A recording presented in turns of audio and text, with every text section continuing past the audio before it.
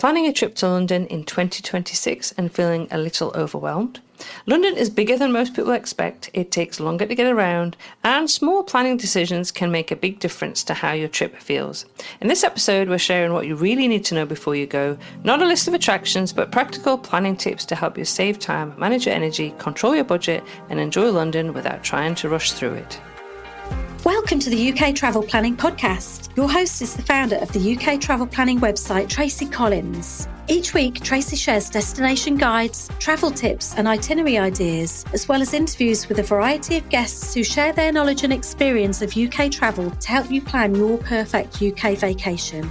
Join us as we explore the UK from cosmopolitan cities to quaint villages, from historic castles to beautiful islands, and from the picturesque countryside to seaside towns. Before we get started, we'd like to thank our sponsor, Walks and Devour Tours. If you're planning a trip to London, you'll already know the challenge. There's a lot you want to do and only a limited amount of time to fit it all in. That's where the right tour makes all the difference, because you want experiences that are the best use of your time, with more access, less waiting and a deeper sense of the city. That's why we recommend Walks and Devour Tours. They offer walking tours and food tours designed to make your time count, often with early or after hours entry. You'll also be with exceptional local guides who add the stories and context, so you leave with a richer understanding of what you're seeing and a trip that feels genuinely memorable. If you're visiting London as a couple, with family, or you simply prefer a more intimate experience, Walks and Devour Tours also offer private tour options. To learn more, you'll find the link in the show notes. Now let's get into this week's episode. Hi everybody, and welcome back to the second episode of 2026. Wow, already. I know. Doug is here again this week, and we're going to be talking about planning a trip to London. Now, last week's episode 182, was all about planning a trip to the UK. So if you are planning to travel outside of London, which I sincerely hope you are, I have my fingers crossed that you are planning to do that, do take a listen to that episode, because you'll find that really useful. But we thought this was a perfect time to record this episode, obviously following on from last week's about general travel tips for planning a trip to the UK, because we know that a lot of you will be planning, in fact, most of you will probably be planning to include London in your trip. And I'm also planning my own trip to London at the minute, which is really exciting, isn't it? Most definitely, yes. I'm very much involved in that at the moment. And Doug's just come back. I did. I had 6 weeks there travelling around by train, underground trains, tube trains, mainline trains, buses, and a lot of walking myself. You did a lot of walking. I know you had very, very busy days when you were based in London for 6 weeks. So I was, good. Yes. And I'll be based in London for April, quite a lot of May, and hopefully June as well. So, we have our own kind of knowledge and background of living and working in London. So it's always really good to go and visit. So even though, I mean, we've got the decades of living there, working there. In fact, I remember the first time I actually went to London, I was about 9 years of age. So we're talking sort of 50 years visiting. Yeah. I was a bit younger, actually. Went with my parents for days out. Ah, okay. So we've both visited, we've both lived, and we've both worked in London.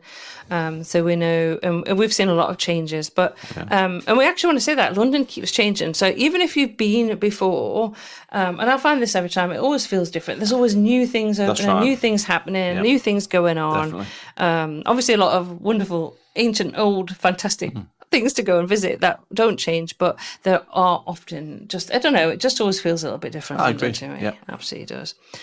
So this episode, we're not going to try and cover everything London has to offer, because that would be impossible. We do have lots of other episodes in the podcast where we talk about my favourite things to do in London, my favourite tours in London, we'll share other tips. But this episode, we're going to focus on what you actually need to know before you go. The things that are going to affect your energy, your budget, your time, and basically your overall experience. Yeah. So we're going to kind of talk about why London feels bigger than people expect, because it does, doesn't it? It really does, yeah. It sprawls. It does, and it'll take longer to get around than you may expect. We're going to talk about how to think about where you stay, what it's worth booking ahead, because you really need to think about that, and then just how to avoid the overwhelm that many visitors feel. And I will just say there is so much out there now in terms of resources, websites, podcasts, just YouTube, Instagram, TikTok. There's just so much out there. You can feel overwhelmed by all of that. And of course, now we've got chat as well, and all of the AI that's out there, just bombarding you with information. So we're hoping that we go through each of these points in order that this will help you. And of course, you can always check in the show notes as well. So I just sit back, enjoy the episode. We're planning this whole episode is about helping you plan London in a way that flows, feels realistic, and lets you enjoy the city rather than rushing through it. And give you food for thought. Absolutely.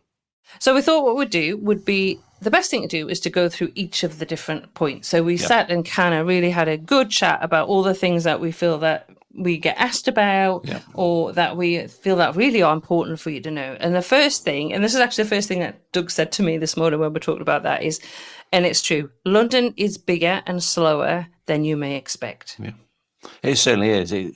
Because you're only in one place at a time, that's obvious. But it sprawls everywhere. It's just, you look at the train maps, you look at the tube maps, it just goes on and on and on and on. It covers such a big area that I think people just don't grasp the size.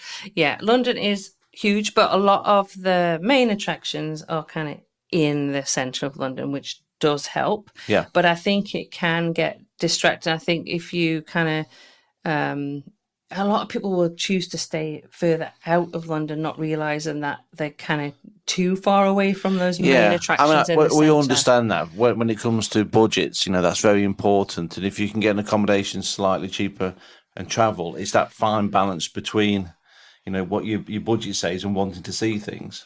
Yeah, it's absolutely true. But I think that is worth considering that it's just, if you go too far out, you're going to spend a lot of time traveling in, and we will talk about that in a minute. But I think it's really, we don't want to say is that you probably won't be able to see everything in one trip. Now, I was in London, the last time I was in London, I was based there for a few months, and I had a massive, great big long list of all the things that I was going to do. Bearing in mind, I was there for a few months, so we're not just talking a few days or a week, and I didn't see half of everything I had on my list, mainly because it's more tiring than you expect.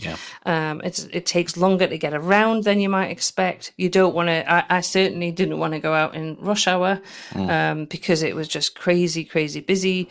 There's things like just the crowds and the queues to go into places. It's your energy levels. Down. Your energy levels really can make a difference. Yeah, so I think it's just important to realise that, and that you will be more tired than you expect. You start out at the beginning of the day. I know what I'm like. I'll be like a Duracell bunny. I'll be raring to go, and I'll be on the tube and going to do all the things that I want to go and do.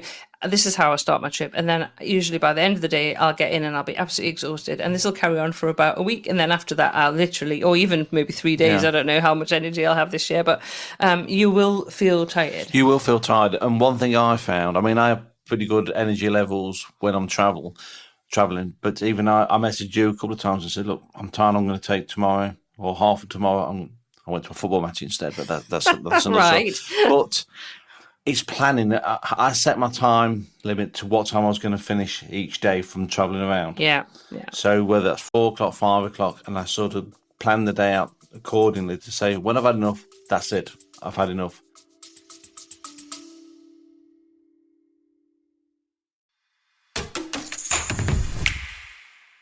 Just a quick pause to thank our sponsor, Walks and Devour Tours.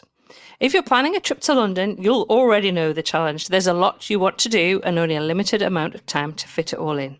That's where the right tour makes all the difference, because you want experiences that are the best use of your time, with more access, less waiting, and a deeper sense of the city. That's why we recommend Walks and Devour Tours. They offer walking tours and food tours designed to make your time count, often with early or after hours entry. You'll also be with exceptional local guides who add the stories and context, so you leave with a richer understanding of what you're seeing and a trip that feels genuinely memorable. If you're visiting London as a couple, with family, or you simply prefer a more intimate experience, Walks and Devour Tours also offer private tour options. To learn more, you'll find the link in the show notes.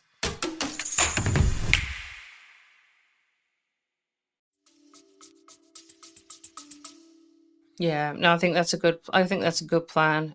Because, and again, it kind of goes back to the things that London is bigger and slower Yeah. than you may expect, and it will take you longer to get around. It's stimulating, it's busy, it's physically demanding. The amount of walking that you have to do, it just takes a lot of energy, and it's fantastic, and it energizes me, but also it tires me as well. So it's like you just have to think about that. And this is one tip that we did want to talk about was, and we're often asked about this actually in consults and helping people with their itineraries, is do we do London first or do we do London last? Yeah. And this has come from actually a lot of experience of talking to people from their trip reports and helping people with their trips, is that actually you're better off doing London first. I think so. I think for the overall experience, from the beginning to the end of the trip, people give them better trip reports saying they did London to start with. Yeah, because by the end of the Yeah. trip, they're tired and you Yeah. just haven't got that energy or that maybe that level of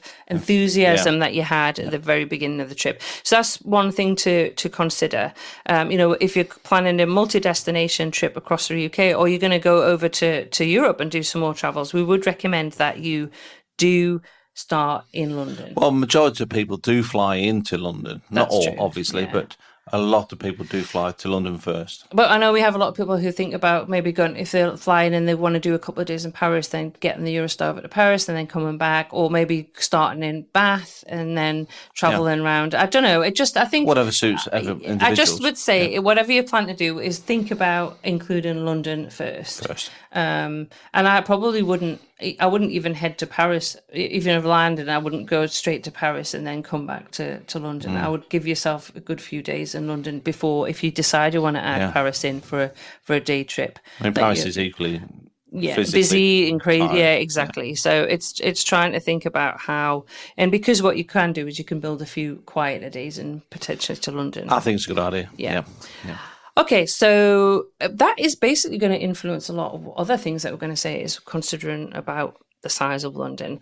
The second point we want to talk about with considering and knowing about is how to get around London and what not to do. So the first thing I'm going to say, please don't hire a car. Yeah, do not drive in London. Do not drive in London. Absolutely do not drive in London. Do not hire a car in London. If you are planning to head out of London and do a road trip around the UK, head out to the airports, pick up your car from there, or head out to a city by train and then pick up your car from there. Just make sure if you're going to drop it off at a different destination, and again, this comes up quite a lot. So, for example, you're going to get the train out to Bath, pick up a car there. You might want to drop off in York. You just need to make sure that when you book the car, that you can drop it off at the corresponding destination at that point. So. We sometimes find it's easier with airports because there's a bit more flexibility there. Nothing with driving in London. It doesn't matter how good a driver you think you are and how experienced a driver you are. London is different. Yes. There's hidden charges, there's different rules, it's just altogether different. Yeah. Look, I drove in London in my 20s and I'm surprised I haven't got grey hairs from that. I haven't. No. I never use this horse and carts anymore. Oh, you're so cheeky. No, I actually did drive a car. But I used to take the kids to their school, to the prep school. But no, I just do not want to do that. I would not want to do that. I would not wish that on my worst enemy. So either, there's other ways to get around London. Yes. In fact, London has got a fantastic public transport system. Just think about how you're going to get around that is going to suit you. So if you're going to use the tube, you've got a couple of options. You've got contactless, or you can get an Oyster card. I am not going to go into a discussion in this podcast about which option is best. There is a lot of stuff out there saying nobody ever uses an Oyster card, only use contactless. Honestly, if you want to use an Oyster card, use an Oyster card. I use an Oyster card. But weigh it up, because contactless may work better for you. You just have to look at the pros and cons. What we don't want to do ever, apart from saying don't drive in London, is do this or don't do that. So when it comes to how you're going to pay for your transportation getting around London, you make that decision. We have got an article on the website all about Oyster card and contactless, an article all about what an Oyster card is. So if you're not sure, then we have an article comparing Oyster card and contactless. And we also have a recent article on the London Travel Planning website where I talked about London zones, which again, I'm not going to go into, but we were asked about what it meant about the zones in London. I will link to that in show notes. So if you want to know kind of what those zones are and how that impacts your trip, I would look at that article. Yeah. Now, the nice thing about contactless Oyster card is that basically there's daily caps. That's so right. you once you get to that limit, you don't pay anything over that, and it will depend on the zones that you use. Yeah. But most people will. When you did it, and I'll do it, we use all the different transport that's right. methods available. Well, you need to. I mean, if you're just solely using the underground, you're not seeing anything above ground. You've got to use the combination, depending where you're going. Exactly. Depends on the weather, of course, as well. Exactly. But I mean, I enjoy taking the Red London buses around. Yeah. I also enjoy the tube because the tube's quick. Walking, you're going to walk a lot. I enjoy walking. I mean, I know I was there January last year and I took quite a few Ubers. It was raining a bit. So I just called an Uber from my hotel to the next destination that I was going to, and I just took an Uber. Just be aware that if you take an Uber, it can be a lot slower, and a bus can be a lot slower than other transport. Actually, well, buses do have bus lanes, so they have that ability. And also, I will mention this because there are the Black London cabs as well. They can go in lanes that other Uber drivers can't, for example, or the cars and Uber drivers can't. So actually, a quicker way to go around is going to be probably a bus or a Black London cab for sure. And of course, the tube. Yep. But really, walking is a part of the London experience and travel. I've done it several times. Great distances, because I think walking is probably one of the best ways to orientate yourself to a particular small area. Yeah, and to see, and also just exploring areas as well. So you may, for example, choose one particular main thing you want to do in an area. For example, I don't know, Buckingham Palace or Westminster Abbey or Tower of London. But the great thing is just you're on your feet, go and explore the area. And we do have our London map as well. So you could actually, if you have a London map, you can select, for example, the area of Westminster, and it will show you all the other major attractions to see, restaurants, all the other bits and bobs you need to know for that area.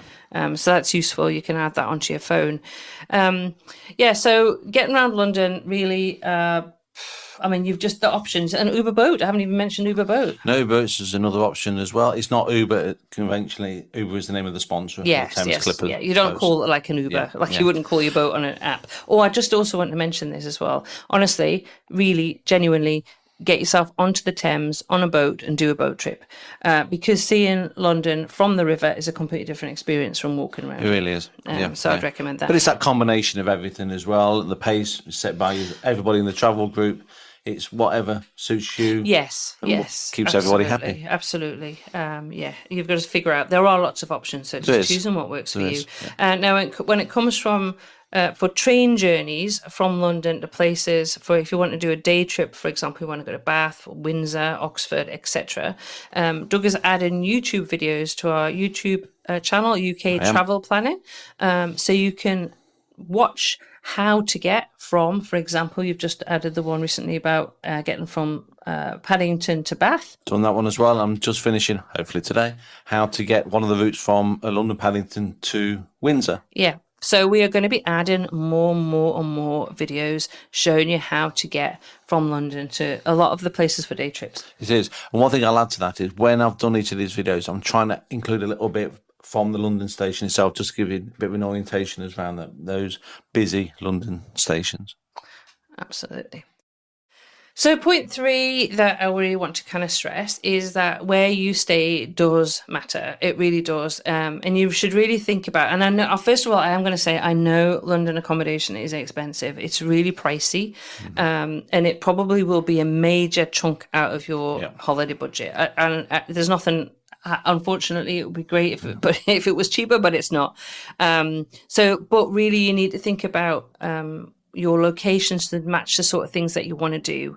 And the location really really does matter. For example, if you're going to be taking some early tours, for example, if you're going to go to the Tower of London for the opening ceremony, you don't want to be staying, or you could be staying in the opposite side of London, but you have to consider that you're going to get there. If you're taking day trips or you've got onward travel, your base really matters, doesn't it? It is. I was also going to add on to that. It also depends on how long you're in London for. If you're only there for a few days and you want to see lots of stuff, Yeah. you may consider more of a central location. Yes, absolutely. The longer you're there, maybe a bit further out, because then you've got that time to spread across everything you want to do. Yeah, no, that's a useful point. And I think it really does depend on what your itinerary is going to include. For example, if you're going to be taking some Eurostar trips, you decide you're going to go to Paris for a day, or you're going to head to Amsterdam or whatever, we usually try to stay very close to St. Pancras. So we do get the very early trains, I must say. Yeah, well, you get the best deals. If you're travelling on the early trains from the Oyster, you get the better deal. So we tend to stay near St. Pancras Station. If you're going to head out to Bath, Oxford or Cotswolds, for example, for a day trip, it's easier from Paddington. Yeah, there's some nice budget hotels and some very nice hotels as well around there. Yeah, so if you decide, and we do actually have an article about where to stay in London, which breaks down all the different areas with some suggestions of different places. What I would say is that if you decide that you're going to do lots of different tours and different day trips, and they're going to be leaving from different stations, the main thing is that to factor in how long it's going to take you from where you stay to get to that train station. Yeah, and also factor in with those, because if you're taking a tour or catching the Eurostar train, for example, is how much sooner before that planned departure time you need to be there. Yeah, that's true. That is true. So you just need to make sure that you factor that in. I have to say that for me, absolutely being near a tube station is essential. It really, really is. And I just know for myself, at the end of a long day, and I know I've said this on previous podcasts, but really it's just heartfelt.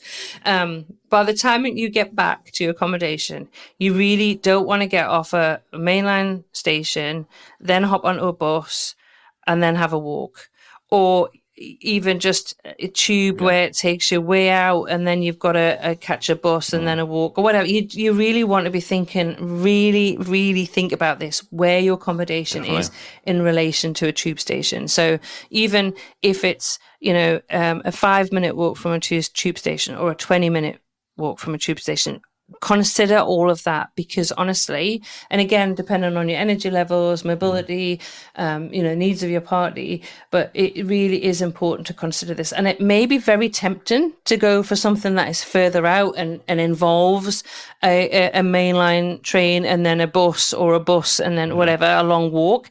Believe me, you will thank me. Yeah. And I know, as I say, I know it's going to be a little bit extra on your budget to do this, but honestly, you will thank me. Yeah, you get back very, very tired and you think, now I've got to think about dinner. Yeah, well, or that's it. But honestly, it's just the getting back. You'll be exhausted. So that's why I say that I planned my end of the day. Yes. Always. Because if I was at North London, because I was staying in south of London, and it could be upward of sort of 45 minutes to an hour to get back. Yes, yeah.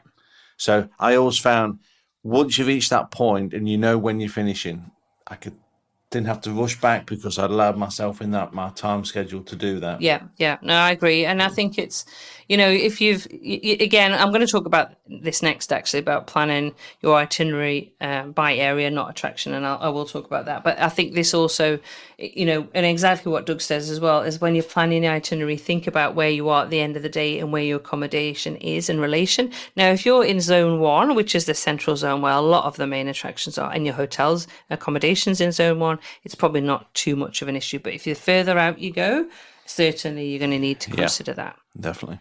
So let's move on to point 4, which is to plan London by areas, not attractions. Now, I know when you start, and I'm the same, I kind of think these are the things that I want to see in London. So, for example, this year, I know I want to visit a lot of the museums that I haven't been to so far, and I've been to majority of them, but I want to see some of the smaller museums this time. So what it is useful to do is to list all the things that you want to do. So whether that's an attraction, whether that's a museum, whatever that is, a landmark that you want to see, whether that's a tour that you're going to be on, I'd write those those down, identify absolutely the things that you must do when you're in London, and then start grouping those by location. The reason to do that is because you may as well see things in that location rather than get on a tube, get on a bus, spend money on Uber or a black cab to get you to another side of London, which is again going to eat up your time. Yep. I'd also say just aim for like 2 major attractions in a day, things that are ideally close together. So, for example, you could do the Westminster Abbey in the morning and maybe Churchill War Rooms in the afternoon, so they're close together. So that sort of thing, so that you are not going from one part of London to another, because honestly, it is quite tiring. It is. So, for example, you could see some of the sites around like Westminster, Covent Garden, or West End is another, City of London is another. So those areas. Now, on the London Travel Planning website, I have got area guides to each of those kind of neighbourhoods in London, and I actually am going to be doing dedicated podcast episodes about each of those different areas as well. So you can go and check out, because also it's worth figuring out which of those areas suits you when it comes to choosing where to stay in London, because they all have different personalities, don't they? They definitely do. Yeah, that's very true. Yeah, and I do have like a grid as well where you can kind of work out which would suit your travel party best, which area, depending on like what are you planning to do or what you want to see. You know, do you want to be in a lively area with lots of restaurants and theatres? Then That's right. you need to stay Or in do you just Covent want Garden. peace and quiet? Peace and quiet, yeah. Or do you want to be near the museums in South Kensington? You know, right. I could live opposite the V&A and be very happy. So when you plan your days around areas, it just becomes easier to navigate around London and less exhausting. I was just going to say, if you're doing self-catering, have a look on a map, see if there's a supermarket or something nearby as well. It makes life a lot easier than you haven't got to, without a car, is carrying back to shopping, back to your accommodation. Yeah, that's a good point, and that is important, yeah. Because you just mentioned that as well. Yeah. Okay, so point 5 is kind of the budget realities and smart money tips, because we know London is expensive. Yeah. And it doesn't have to be break the bank. I think this is the thing, because there's a lot of free things to do, but then we'll talk about that in a second. But accommodation is probably going to be your biggest cost. Well, it will be your biggest cost. Yes. It just is so expensive. It really is. Eating out every meal is also going to add up to your costs. Yes. And also attractions, if you try to do everything, because there's just a lot to see and do. But the good thing is, and again, I have actually got a podcast all about this, and I've got an article on the website as well. There's lots of free things to do in London. So I would say majority of London's top museums are free. Yes. Galleries are free. So you can go to the Natural History Museum, the V&A, the Science Museum, the National Gallery, the National Portrait Gallery. Imperial War Museum. Yeah, they're free. So go and see. I know some of you may not be museum people, but honestly, there's some wonderful museums in London. But they're free. If you're going to look at what sort of paid attractions you're going to do, again, it's kind of working out what you really, really want to see. So, if you want to go to Westminster Abbey, if you want to go to St. Paul's Cathedral, if you want to go to the Tower of London, if you want to go to Kensington Palace, is work out what those costs are going to be. And then work out, be selective about the ones that you really want to do. Also worth looking at something like the London Pass, which includes a lot of the top attractions in London. I did a London itinerary planning challenge a couple of years ago, which was great. They gave me a 3-day itinerary and lots of different things to go and use my pass for. What I would say is that really is to work out what you want to do and see how much it costs, and then if the London Pass is going to save you money, and then that's something worth considering. Also, walking will save you time and money. Well, not necessarily time sometimes, but it'll save you money. It can do, because they're close together. Yeah, for example, the Covent Garden and Leicester Square, you don't take the tube between those two stations. You just walk because it's quicker. But also, if you can walk between the areas, that's going to save you money on transportation. Yep. We're going to talk about my favourite meal deals. So lunch deals and set menus. There's also pre-theatre menus offer great, really good value. But let's talk about meal deals. Supermarkets are excellent. Yeah, I love a good meal deal. So do you? I do. Yeah, my favourite is Marks and Spencer's. I have to say, I love. Well, you're posh. Yeah. Well, I love Marks and Spencer's meal deals, and so basically, what a meal deal is where you get a sandwich, or a salad, a packet of crisps, or a chocolate bar, piece of fruit, and a drink. So you get one of the, so 3 things basically. So you get either your main, which will be either your sandwich or a salad. Then you get your kind of little snacky bit that goes with it. So that could be crisps, chocolate, fruit. I'll be eating the fruit this year, she says. And then you get an option of drinks. So they'll be a set price. So they can be anything from £4, £5, £7. Yeah. Depending on what it is. Like my favourite sandwich, of course, is the most expensive, which is the prawn sandwich from Marks and Spencer, which is included in the meal deal. So just actually, mine was part of the cheapest this year from the co-op. Yeah, Doug's a far better budget than I am, I have to say. Yeah, so the Sainsbury's, Marks and Spencer's, the Co-op, Tesco, all offer these meal deals. Greg's the bakery also does one. Yeah, so you'll find a lot of the places offer those. And so, yeah, that's a great way to save on money. Just go and buy that, have a picnic. If the weather's good, go and have a picnic in one of the parks. And it's also on the go. Yeah, exactly. I was going to add, take it to a park. Yeah, absolutely. Yes. I will say that you do need to book ahead for restaurants, but I'll talk about that in a bit. Now, obviously, markets are really cool. I love heading to Borough Market. Yes. It's busy, I will say that, but the markets also offer really good value, and you can try lots of different things. There's also lots of great bakeries in London as well. Yes. And afternoon tea. I can't not talk about afternoon tea. Now, it can be expensive. Yeah. So I'm not going to say this is going to be a way to save you money, but do check as well, because their prices do... there's just a huge variety from the cheaper to very expensive. So just have choose if you really want to do an afternoon tea, but you want to look for something a bit more budget end. They are available. And again, I've got an article all about different afternoon teas. Yeah, and for evening meals as well, I should say some of the supermarkets also do a similar a group. Yes, they do. Yeah, meal deal for an evening meal. Yeah, and I've got photos of that. I have got on the LondonTravelPlanning.com website, I've got an article about where to eat and what to eat in London, and I actually have got links to lots of the different restaurants, but also for examples of those meal deals that you can buy not only at lunchtime but also for dinner. Yes, so if you're renting an apartment, they're a great option. Yeah. Again, because you'll get a main, a starter. You might get a starter, main, a dessert, and maybe a bottle of wine or a drink to go with it as well. That's also what I did on one of the supermarkets. It was over several nights, so it was 3 evening meals for the price of 2. Yeah. Oh, yes, thing. Yes. Okay, we're talking oven, microwave, quick meal, but when you've been out all day, to be honest with you, you generally speaking want something quick. Yeah, absolutely. And also, if you're staying in a hotel, you'll probably get breakfast. So I tend to find that if I have a good breakfast and then probably have a meal deal, we tend to share one, to be honest. Yeah. Or together skip lunch. And then just have something later on in the day.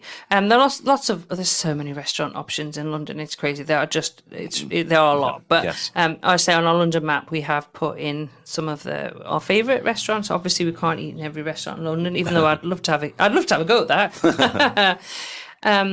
So let's talk about money basics in London. So London is largely cashless. I can't remember the last time I actually saw any cash in London, or in fact, when I've been in the UK, and really contactless is king. Did you use any cash? I didn't even use 1 pence. Nothing at all. And actually, some places don't accept cash at all. No. I know we are often asked about tips. So yes, if you want to tip, just take a small amount of cash that you can use for a tip. But otherwise, chances are you're not going to use or need any cash. But I would just say that if you're going to go outside of London and it's going to go to some more remoter areas, and I know this is something that Sally Ann's mentioned for North Coast Explorer when we've chatted, is that sometimes when you go to places that are a little bit more remote and the machines go down, then you might be stuck and you can't pay. So I would say in London, chances are you're not going to need any cash, but if you are going out of London, potentially just have a small amount on you. That would help, I think. Yep. I think the thing is just to be, have a bit of flexibility with your money. So if you've got your budget, just give yourself a little bit of wiggle room in that, because you're probably going to buy things that you may not consider. And you probably underestimate Yes. the cost. Yes, I think so. And honestly, whenever I go back, I just try to avoid the shops because there's some really tempting things that I want to buy. Yeah, the prices are creeping up as they are around the world. Yeah. So those are just kind of things that we want to say that would kind of possibly or hopefully be useful for you for budgeting and those money tips. So point 6 is booking ahead versus staying flexible. Now, and I know a lot of people want to be as flexible as possible on holiday, and I really do understand that. But honestly, sometimes you can't be, or you can be flexible, and then what happens is you miss out. So this is what I'm going to say. If there are certain priorities, things that you absolutely must do when you're in London, then book those. Okay, you really, really should book those. For example, if you want to go up the Sky Garden, book it 3 weeks before booking opens up. Popular afternoon teas as well can get booked up. Buckingham Palace, when it opens to visitors, get that booked. I remember I booked that a couple of years ago. It was a bit pricey, but again, it's so popular. It's only open for a short period of the time in the year, so everybody wants to go when they're there. So book that.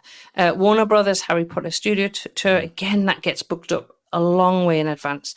If you're going to go to the Ceremony of the Keys at the Tower of London, and you should, again, get that booked up because those tours get booked because they're so popular and they're really good.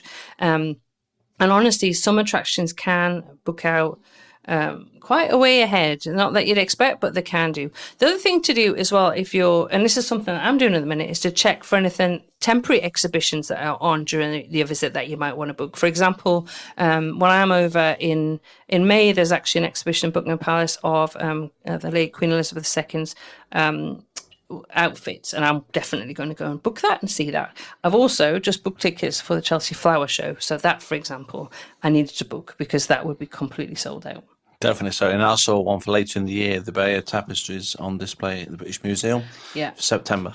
Yeah, so those aren't free. Those additional exhibitions you have to pay a little bit extra for, but I'd book those. I do have an article on what to book how far in advance in London. I will link to that in the show notes.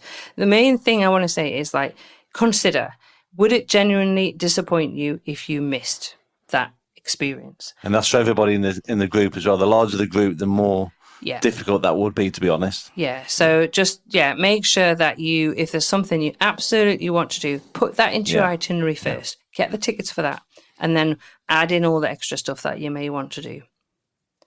Okay, so we're going to look at point 7, which is opening times, queues, or lines, and pacing reality. So I think it's worth, because these sort of things sometimes knock people a bit, is that the fact that shops often open later than you might expect in London. That's right. And we've had that. Actually, a lot of Australians have commented that to us, haven't they? Said that, can't believe that shops don't open until 10 a.m. So just bear that in mind. If you're an early riser and you think you're going to get up at 7 or 8 and go out and do, a lot of things won't be open, so you won't be able to. Yeah. Sundays are generally slower overall, and there's transport a little bit less on a Sunday. It can be. So it's just just expect on a Sunday things will be a little bit more chilled. Now, if you are planning a Sunday roast, and we know how popular Sunday roasts are, and it's popular for us Brits. We love our Sunday roast. Yes. They are popular, really popular, and they often will get booked out. So if this is a one meal that you want to experience in London, then book it. I know we did a consult recently, and we were looking at all different places. There's some fantastic Sunday roasts in London. Really? Honestly, I'm choosing for myself at the moment. So I'm going to try some out, so I'll be able to let you know. So book that. Also worth knowing is that a lot of attractions may close earlier than you expect, so around 5 or 6. There will be a variation for seasons, and also some places are actually closed at certain times of the year as well. Yeah, for attractions, the last entry may be an hour or so before the actual closing. Yeah, that's it. So they'll let people in, for example, at 4, but it'll close at 5 because they want to make sure that everybody's had an opportunity to go and have a look around. Now, even if you have a ticket, you might find that you're going to be in a queue because there's a security and timed entry for different places as well. Yeah. And so you need to build that buffer time in. We often see itineraries where it's kind of 10 o'clock I'm going to go here, 11 o'clock I'm going to go here, 12 o'clock I'm going to go here, 2 o'clock I'm going to go here. And you won't, because there's no time in there to actually queue up, get into the attraction. Yeah. Have a look around, get out of it, get onto whichever transport method you're going to get onto or walk to the next place. So, you really need to give yourself that buffer time. It does, because it's a cumulative effect on the time. Because your ticket says 10 o'clock doesn't mean you can actually walk straight up the door at 2 minutes to 10 and walk straight in. Because there'll be a line. I mean, this is something that I really like when I book with tours, where you have like skip the queue, because it's really good. And I've done quite a few tours with walks in London where I've been, especially Westminster Abbey is one that always springs to mind, because it's great because you walk into a different entrance around the side. Yeah. So you might have to line up for 20 seconds, 30 seconds, and then you go in, and it just saves, and you feel like, I didn't have to in that big long queue. I didn't have to stand up. So if you've got a big queue, make sure you take a drink with you in hot weather and a hat. Yeah, actually, that also reminds me, we were talking about fatigue, but also like you might end up standing a lot more than you expect. Queues are tiring, aren't they? Yeah, absolutely. Yeah. And you know what? The last thing I want to do on a holiday is stand in a great big long queue. Well, you don't usually need to stand. You go and sit somewhere. Get you to stand in a queue? Yeah. No, I try to buy tickets for things that I can get in as quickly as possible.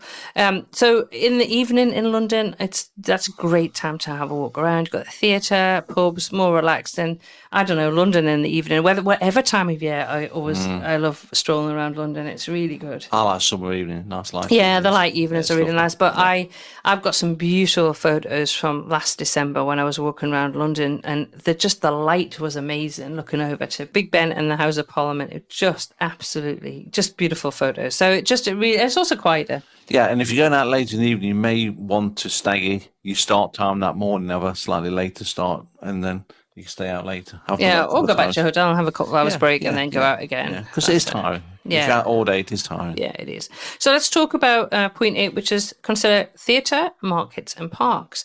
Now, theatre, a lot of you will want to go and see some of the fantastic shows that are on in London. Absolutely. They're a real highlight. I absolutely love going to London to see shows.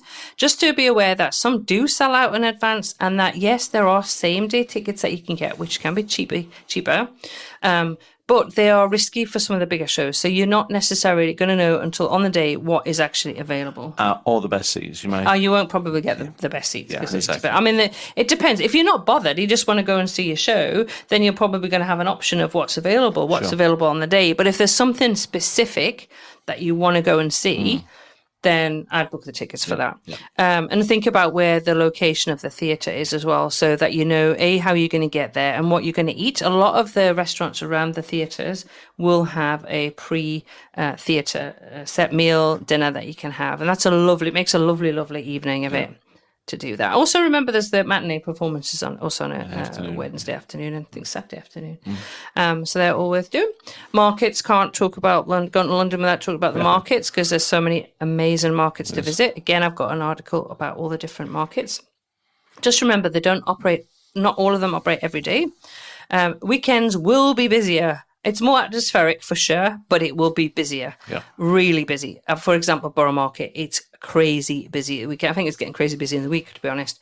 Weekdays are generally calmer in the markets, but I would always check your opening days before planning. And always, and I learned this the hard way, check if there's a particular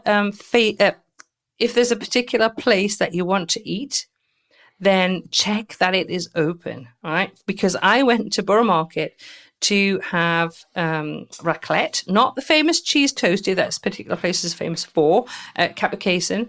I went on a day that it was closed and I was gutted. So next time I went, I made sure absolutely that it was open, which tends to be Thursday, Friday, Saturday. So if you're going to go for the famous cheese toasty at Capicayson, actually have the raclette. That's my tip. Just check. Anywhere that you want to eat, check that the place that you want it, the place that you've seen on TikTok, the strawberries and chocolate, whatever it is that you've seen that you want to eat, just check that it is open on the day that you want to go. But absolutely got the market. Most definitely. There's so many, and they all have different things that they sell, and they have different atmospheres. And if you go on the tour as well, you get a bit of history as well about the area. Oh yeah, well that's it. We did the that was fantastic food tour with Devour. Yes, I've done it twice at Borough Market. It's just fantastic. And actually, you know what? When you've done that, you don't need any food really for the rest of the day. That's the other thing. I mean, The tour guide as well, the one we had, was absolutely Pete was fantastic. amazing. Pete was absolutely out of this world.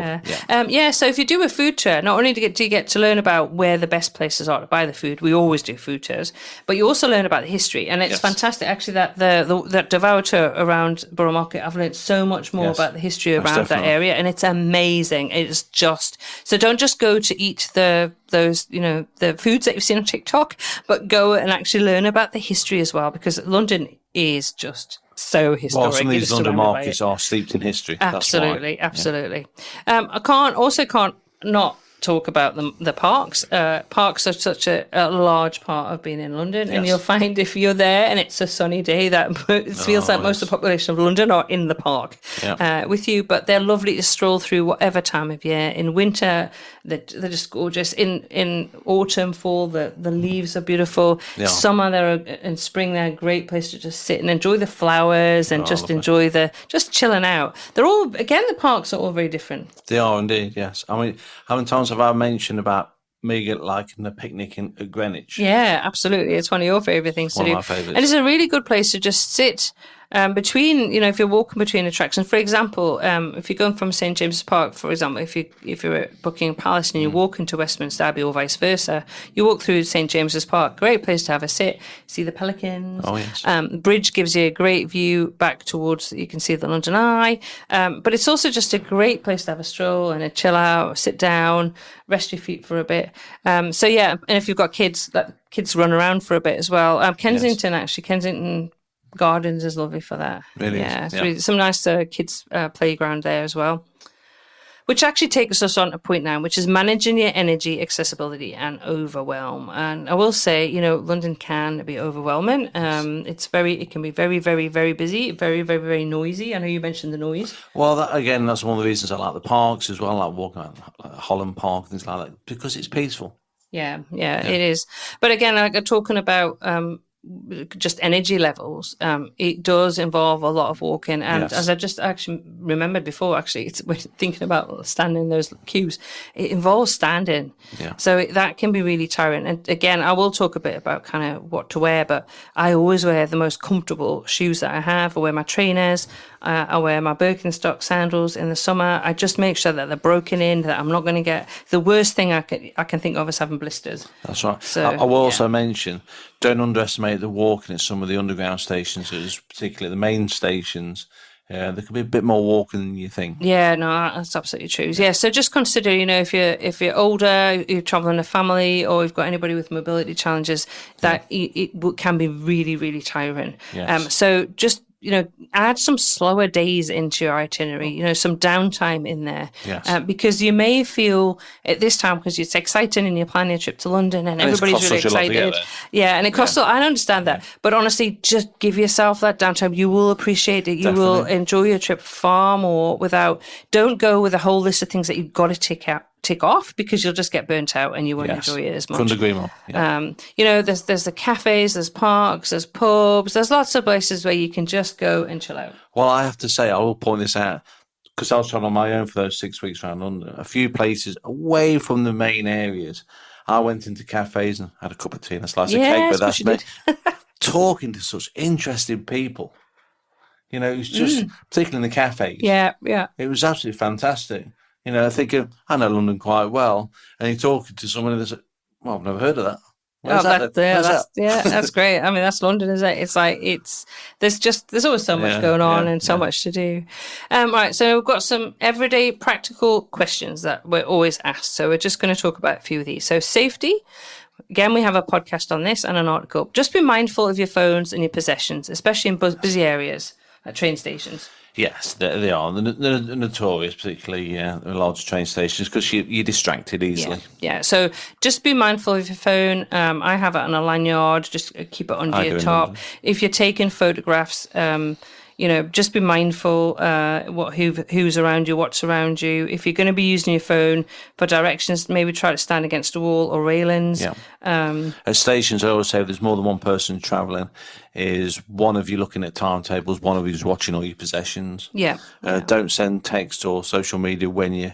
because you're not concentrating. Because you're not concentrating on what you're doing. Exactly. Yeah. So just be mindful of that. Right. Well, I always asked about toilets, restrooms, whatever you want to call them, we just recommend using a toilet finder app. So we've got a guide to apps, which I will also link to. But generally, there are plenty of cafes. There's McDonald's, main train stations. The train stations. Usually places that you can just access the toilet if you need it. Tourist traps, again, this is really subjective, I think, talking about, because I've heard people talk about the London Eye as a tourist trap, and I really love the London Eye, so I kind of don't agree.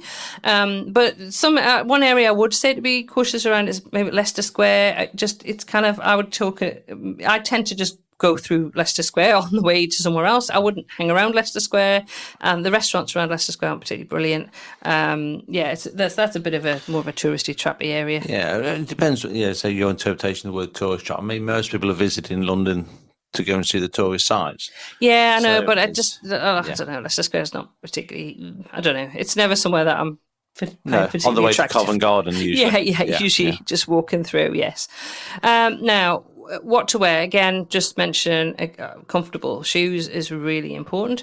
Weather changes quickly, right? So I can't tell you what the weather is going to be like in London at any one time, because I can't tell you for September this year. I can't tell you for next week. I could if I looked on an app, but it's just the UK weather is predictably unpredictable. I use that all the time, but it is. I go for layers that I can put on and off.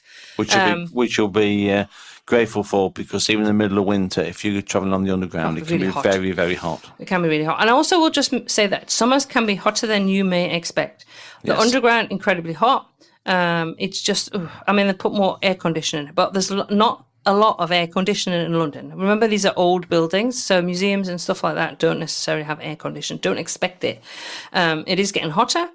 And I've been in London when we booked a hotel that didn't have aircon, and we got a fan, and it was incredibly hot. I've lived in London during those hot summers, and it can be stifling. So I have a little handheld fan that I take with me as well. I always have that on the underground. Carry water. Definitely so. With you as well. And honestly, in London, it doesn't matter what you wear. Comfort matters more than fashion. Just check if you're going somewhere posh for dinner or an afternoon tea that if there's a dress code. That's the only thing I would check. Yeah, and I will mention hotels. If you, for whatever reason, you are requiring ground floor because you unable to tackle the stairs very easily, you need to be contacting in advance.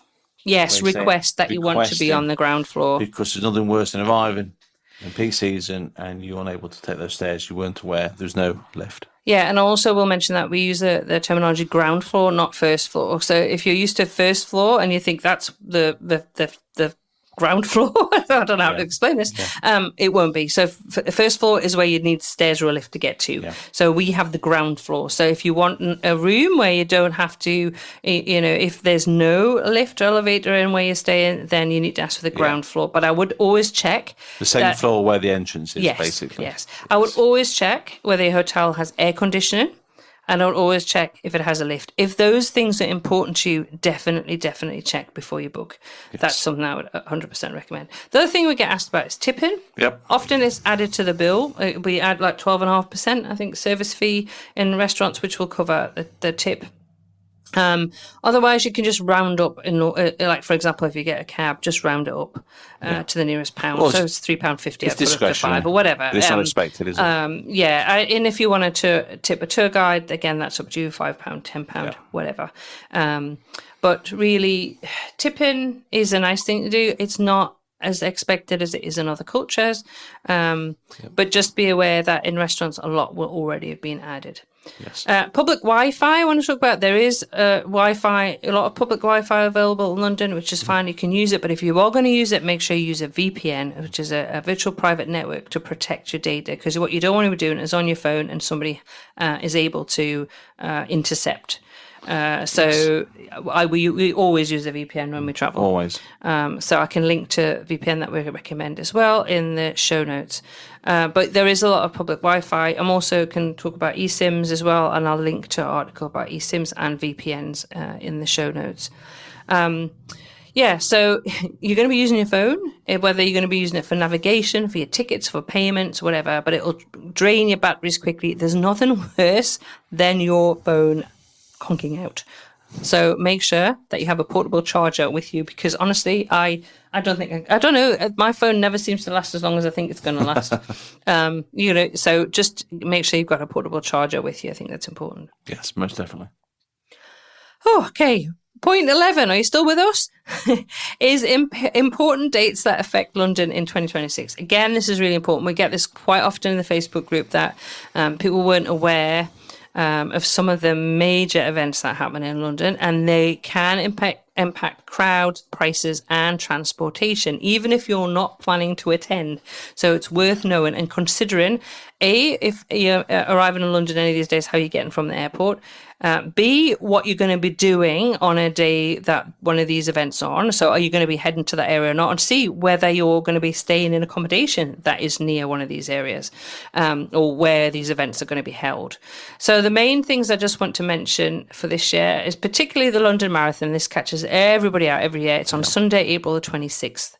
Trooping of the Colour is on the 13th of June, and there's a rehearsal on the 6th of June. Yep. The Chelsea Flower Show, which I'm going to, I'm so excited for, is the week before the school holidays, which is the week, I think, around about, I'm going on the 22nd, so 22nd, 21st, 20th, 20th, so around about that 18th to the 22nd-ish, 23rd, that week, for Chelsea Flower Show. Wimbledon's late June. You haven't mentioned the month for the Chelsea Flower Show. Oh, sorry, May. I thought I said May. No.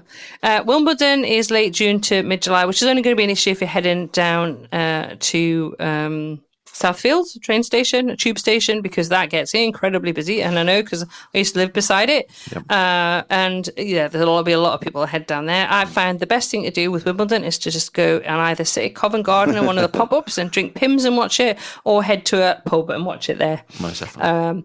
Then Notting Hill Carnival is held in late August. And then don't forget there's public holidays as well in the UK. So you've got the regular, obviously, New Year's Day, which is today when we're recording this, Easter and Christmas and New Year, obviously mentioned those. But also there are public holidays called bank holidays in the UK, which also obviously impact London. And the main ones to consider are May. There are two. It's the first Monday and the last Monday in May, and also the last Monday in August. So it means that London will be incredibly, incredibly, incredibly busy because it's a long weekend. Also, end of May is always crazy because the kids are off. Yeah, so right. It's always really, really, really busy. Also check if there are any major concerts happening, sporting events, UK and also the European school holidays. For example, April is always really, really busy because a lot of the European, all the European schools are off and they seem to head to London. It seems to be a popular place to come. And any religious festivals. I know when you were over. Diwali. In Trafalgar Square. Yeah, so it's worth checking all of that. I will be putting an article on the London site, but we do have a regular, for every single month, we have an article on what you need to know about visiting London in January, February, March, April, blah, blah, blah, each of the months. It also has pictures of what I'm wearing. So if you're concerned, and again, because we get asked so often, you can see what I was wearing in each of those months as well. But again, I can't guarantee the weather is going to be always as it has been when I've taken those photos. Now, if you're short on time, I'm just going to mention there are some smart options. If you're only going to be in London for a day, or maybe a day and a half or 2 days, it's a stopover. Maybe consider a touchdown tour with Discover Real London, Black Cab Tours. We recommend that. It's just amazing. They will pick you up from the airport, take you on a tour of London, and then take you back. Perfect. You can also do a London in a day with walks, which is fantastic. I did that last year with my friend Melissa Jones, and that basically puts the major destinations in London in this one day with a tour guide who takes you around, which is absolutely fantastic. So obviously that's got Tower of London, Westminster Abbey. You trip on the Uber boat down between the two. You see the changing of the guard. So a lot of the things that you may want to see if you're there for a shorter period of time. So they're really also very good to do if you just want to orientate yourself as well. Yes. And then you can decide what to return to later if you do some of those as well. Okay, so we're nearly at the end. So we just want to give you kind of a realistic London mindset, right? So like not everything needs to be iconic that you do in London. There's just some of the best things just come from wandering around the neighbourhoods, the pubs, and the smaller museum. Couldn't agree more. Absolutely. Honestly, just Soak up the moment. yeah, just wander around and enjoy it. Now, it is normal to leave London feeling that you've missed things. I do this Always. every single time. Always. Every time I go, oh, I really wanted to go and do this, or I really wanted to go and do that. And then I'm like, oh, right, I need to add that in I'm willing next to time. up there. We Yeah. have things we must do next time we visit London. Instead of the list getting actually smaller, It gets longer. it seems to grow. Yeah, it just gets longer. Every time I try, I do a little bit more of what I want to add. You know, things I'm going to absolutely do this and absolutely do that. But there's always things that just get missed out. Particularly if you like, I mean, you talk to people when you're there and you point out things you've not yet done. And there's actually always new discoveries. There's always new things being added. Yeah. I think that's the thing. It's like I'll have my list, and then I'll have discovered something else, and I'll go, oh, I really want to do that, and not manage to fit it in. Which again is giving yourself that flexibility. Bearing in mind, I tend to spend months at a time there, and I still kind of go, oh my goodness, there's something I've missed out. So it's normal to leave feeling that you've missed things. And honestly, London, I don't think it's meant to be completed in one visit. You couldn't do it. You just couldn't. So as I say, it's. You know what it means? It just means that you've got to go again. Yeah, that's right. And I will say, do less and you'll have a better trip. Yeah. Really, genuinely, just do not. What you think you're going to fit in, genuinely, you probably won't be able to. And honestly, I can say hand on heart, I'm also terrible at doing this. I will sit and I have to think, no, I'm realistic. I need to know I won't be able to do that. I've got to pace myself. So, and that's coming from me who's been living there and traveling around London and planning. Well, the amount of time I spend at train stations, you always think, I want to spend longer here. I need to do this line again. I need to do that again. Yeah, that's true. That's true. I always find it takes time actually to plan. I think a realistic London itinerary. I think so. So lastly, if you want support with planning London, their options depend on how hands-on you want to be. So on londontravelplanning.com, we've got detailed area guides, transport advice, and London-specific resources to help you plan with confidence. There's also lots of London-specific podcast episodes as well. We have some products as well as the website. We have some products that we sell, which can also help you, we have a ultimate London travel planning map, brings together everything in one place. It includes over 900 handpicked location, expert tips, and our local insights. And it's all in an easy-to-use interactive digital map, so you can add that onto your phone. It is good because I used that when I was there. Yes, a lot of people, when they bought it, they can say, wow, this is amazing. It is really good. Now, whether it's your first visit or 10th, the map will help you explore the very best of London, honestly, from must-see sites to hidden gems. And I'm adding to it all the time. So I will put a link to get our London travel planning map as well in the show notes. Now, if you prefer something more structured, we do have our London travel guide and itinerary planners, and they're especially designed for first-time visitors, and they will walk step by step through your itinerary planning, highlighting the key sites and some practical advice on transport, food, and day trips, so you can feel prepared before you arrive. And also, we have some services. So we have a product, but we also have services. So if you have an itinerary, we offer a personalized itinerary review. So basically, you send us your itinerary, we'll go through it. So ask us any questions, and we will basically adjust it, add to it, make some suggestions, suggest improvements on it. We've actually just recently done one for London, which had some gaps in, and the lady wanted some suggestions. So we're able to suggest based on her interests. And what her travel party wanted, we're able to suggest lots of different options. So that's a video consult. So basically, that's if you give us a rough itinerary, we'll go through it. When you want that reassurance and some expert feedback in a personalised itinerary review video, then that's the option. But the other option we have is a one-on-one consult. Yeah, and these are ones that we've had incredibly positive feedback from. We've been doing them a few years now, and yeah, we've had people coming back for more than one. Yes, I think some people have done about three or four consultations now for every trip that they take back to the UK. So video consults work really, really well if you've already got a fair idea for what your itinerary is going to look like. Consultations, honestly, we can help you put together what you want to do. Obviously, we only have an hour, so if you want longer, so if you're going to be in London for a month, you may want to do more than 1 hour. But we can certainly answer questions and help you sort of put your itinerary together so it makes sense. And not just Just for London, they cover the whole of the Yes, UK. we cover the whole of the UK, and Doug also offers a specific targeted one for train travel. So if That's you're right. planning a train Yeah. itinerary as well. Yeah. Now, also for 2026, this is something brand new. We're offering a personalised itinerary planning service where we'll help you design your London trip from the ground up. So we'll chat to you about what it is that you want, and we will put a plan together for you so that you can book your hotels and tours. Now, some people love planning the trips themselves, whether that's to London or the UK. So other people want guidance, reassurance, or some expert input. Whatever works for you, because both approaches are completely valid. The main thing is that you end up with a London trip that suits you and feels enjoyable and not overwhelming. So we thought we'd end the episode with a bit of a kind of summary of the major takeaways that we wanted to kind of talk about in this episode, or which we have talked about. So this is a summary, really. So London's bigger than you think. It takes longer to get around than you may expect. You won't be able to see everything, and that's absolutely normal.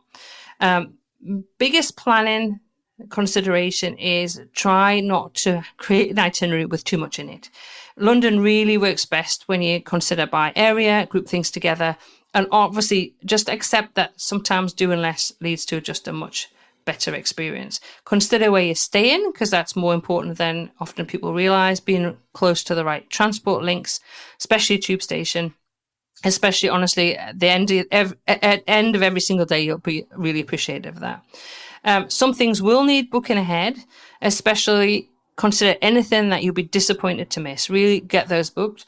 A lot of things can be flexible, and do be flexible. Put a couple of main things in your day and then just kind of see how it goes. Yeah. Also, just that London, yes, we know it is pricey, but you can find some ways to kind of cut costs, which include the free museums, walking between areas rather than take transport. Meal deals. Yeah. Yeah. And really kind of considering which attractions you go to see. Just remember that London is not a city rush. It rewards slower travel, curiosity, and wandering. If you leave feeling there's more to see, then it just means you have experienced London properly. Couldn't agree more. Absolutely. So that's it from us, I guess, for another episode of the podcast.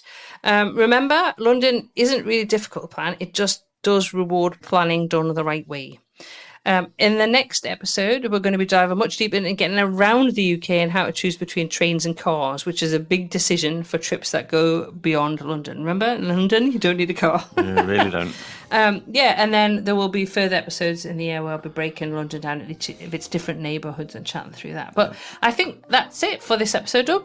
I think so too. Yeah, so you can find links to everything I've chatted about in the show notes for this episode, which are at uktravelplanning.com/episode 183. I will put links to other podcasts that we have about London as well, and links to all of the different things we chatted about in this episode. I think that just leaves myself and Doug to say until next week, happy UK travel planning. Thank you for tuning in to this week's episode of the UK Travel Planning Podcast. As always, show notes can be found at uktravelplanning.com. If you've enjoyed the show, why not leave us feedback via text or a review on your favourite podcast app? We love to hear from you, and you never know, you may receive a shout out in a future episode. But as always, that just leaves me to say until next week, happy UK travel planning.